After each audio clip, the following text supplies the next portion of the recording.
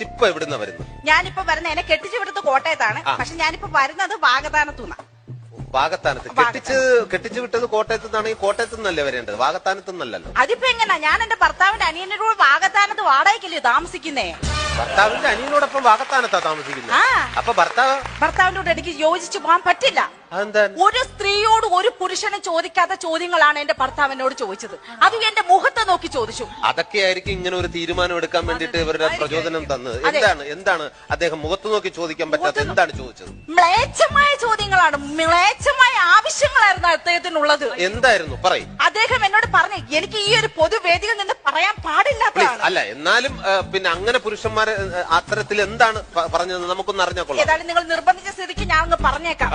അദ്ദേഹം എന്നോട് പറഞ്ഞ എന്താണെന്ന് അറിയാമോ? ഭർത്താവ് പറയാ, രാവിലെ 6 മണിക്ക് ഞാൻ എഴുന്നേക്കണം അത്രേ, അങ്ങർക്ക് ചായ ഉണ്ടാക്കി കൊടുക്കണം അത്രേ, അങ്ങനെ തുണികൾ കഴുകണം